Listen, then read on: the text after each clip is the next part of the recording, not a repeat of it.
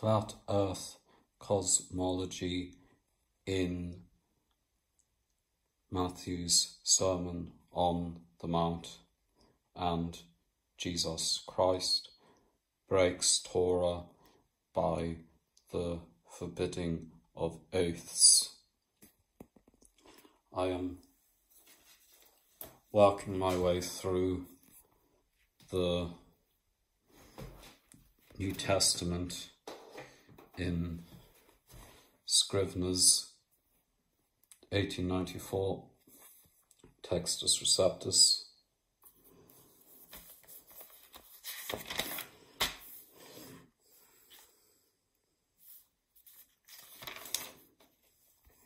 And we shall read it first in Greek. This is Jewish New Testament Koine, and this is Scrivener's 1894 Textus Receptus.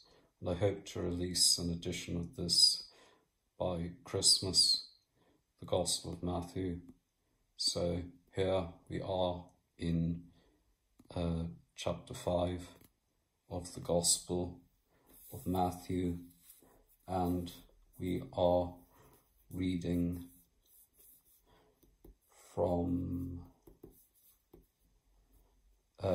Matthew chapter 5, verse 33 to verse 34. So, palin e kusate ot hote erete tois archaiois uk epiarcheses apodoses de toe curioe tus horcus su ego de lego humin me homosai holos mete en doe uranoe hate tronos este tu teu. And now we shall read it in the King James Version. And this particular edition is the Skeptic's Annotated Bible by Steve Wells, edited by Steve Wells. Again ye have heard that it hath been said by them of old time, thou shalt not forswear thyself, but shalt perform unto the Lord thine oaths. But I say unto you, swear not at all, neither by heaven, for it is God's throne, nor by the earth, for it is his footstool, neither by Jerusalem, for it is the city of the great King. And when I was reading this in Scrivener's Textus Receptus, I thought to myself, I wonder, is there something in the Torah that commands the swearing of oaths? Because when Jesus Christ here is saying that ye have heard it said of old time, what he means by this is it is written in the Old Testament. And so, remember previously Jesus Christ said in this very same sermon that he was not come to destroy the law, i.e. the Old Testament, or the prophets, which is the Old Testament, but to fulfill it, and that not one jot or one tittle shall pass from the law until all hath been fulfilled. Well, here is a jot and a tittle from the law that Jesus Christ seems to want to get rid of, and it is Deuteronomy 6:13. We have Deuteronomy 6:13 here in the, again we're in the King James Version. This is the Schofield Reference Bible. Thou shalt fear the Lord thy God, and serve him, and shalt swear by his name. So that's a jot and tittle of the law that Jesus Christ seems to be getting rid of. And this is a big lie that certain evangelical and conservative Christian apologists make. They say that Jesus lived a perfect life and that he perfectly fulfilled the law, the Old Testament. Well, this is a lie, because here he's speaking against a part of the Old Testament, a part of the law, a part of the Torah. And even if that were true, even if Jesus Christ did perfectly fulfill the Torah, the Pentateuch, the Old Testament, is a book of criminality and villainy. So for Jesus Christ to perfectly fulfill the law, to perfectly observe the law, that's not a good thing, even if it were true. But it's not true. As Robert Green Ingersoll said, if you were to follow the law, follow the Old Testament today, you'd be thrown into prison, because it is a criminal document full of genocide and human trafficking and all sorts of wickedness. But that's not really what I wanted to speak about. That's just a preamble, because when Jesus Christ here says Uramoe, which means heaven, that can also be translated as sky. So I just want to read my translation of these two verses first.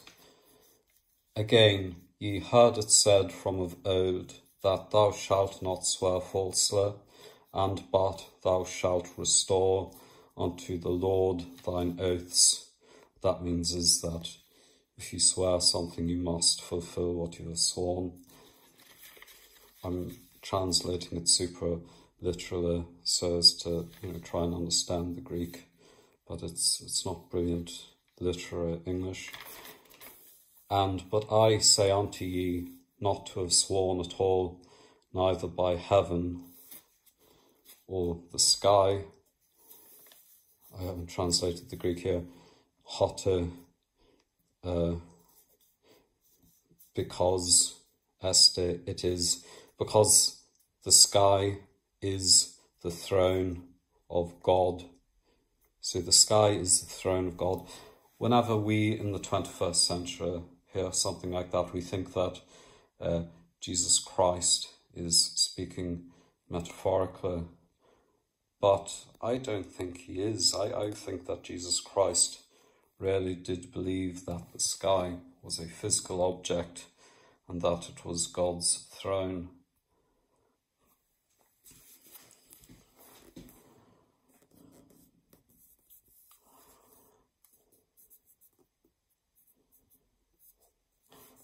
Because in verse 35 he says, for it is his footstool, the earth is his footstool. Now, for a second, let us look at this illustration here. This, in my view, is what Jesus Christ believed the earth looked like. We have pillars. We have the circle of the earth described in Isaiah. We have the Rakian. What is a Rakian? It is a firmament. That's how Jerome translated it. And firmament comes from firma, which means solid. So a firmamentum in Latin means making solid. The Jews of Alexandria translated it into Greek as stereoma, and stereoma in Greek means solid object. So we have here what I believe Jesus Christ thought the earth looked like. You know, we have here the waters above the earth, and in Genesis the Rikian, or the firmament, divides the waters that are above the earth from the waters that are beneath. So the function of this Rikian, or firmament, is to divide the waters that are supposedly up there in outer space from, you know, the sea and the lakes and the rivers on this flat earth. If you actually look at Yahweh's terrarium, it actually looks like a stool, doesn't it? You know, they're like these four things are like the legs of the stool. You can imagine Yahweh putting his feet up upon such a thing. Can you imagine Yahweh putting his feet up upon a globe that spins and rotates the sun? No, that is a very poor metaphor. But if the earth looks like this is actually an excellent metaphor in the Sermon on the Mount. So, in my view, that's what he's saying. And he also, it's conservative Christian apologists will say, oh, you have to look at the context. You know, if you point out problems in the Bible, they will say, oh, look at the context, look at the proper context. Okay, let's look at the historical context. Jesus Christ was a post-exilic Jew, and a book written in the exile is the book of the prophet Ezekiel, and it describes the sky as a physical object upon which Yahweh has his throne. Okay, we are now here in the book of Ezekiel, the King James Version, and under the firmament, I just want to show you that word firmament is the Hebrew word harakian, which means the beaten out object. It's like metal being beaten out. So it's a physical object, this firmament. So, and under the firmament were their wings straight, the one toward the other, everyone.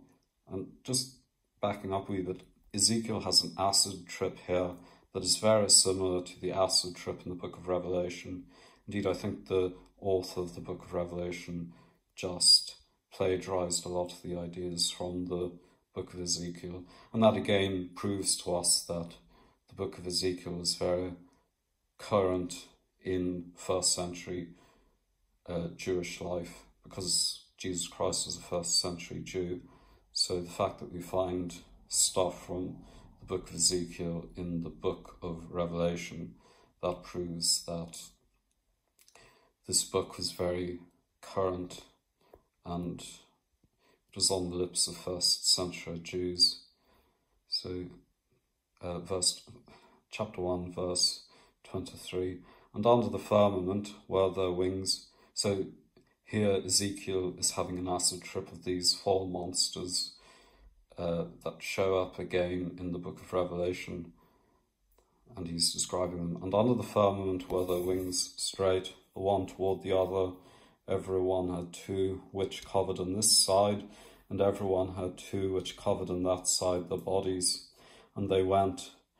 And when they went, I heard the noise of their wings, like the noise of great waters, as the voice of the Almighty, the voice of speech, the voice of an host. When they stood, they let down their wings, and there was a voice from the firmament that was over their heads. So again, in the first century, the sky was close by. You know, the sky was a physical object that was close by. And you see in the book of Genesis, they try to build a tower up to this thing so as to invade heaven. And Yahweh actually takes this threat seriously, and he divides the languages. So Yahweh in the Old Testament thinks that the earth looks like this as well, and that you could build a tower that could reach into heaven. If you can imagine, at the top of this dome, Yahweh has his throne. But also in the Old Testament it says that Yahweh has like a palace built into this thing using sapphire bricks. So remember, this is a cosmology that Jesus Christ believed in.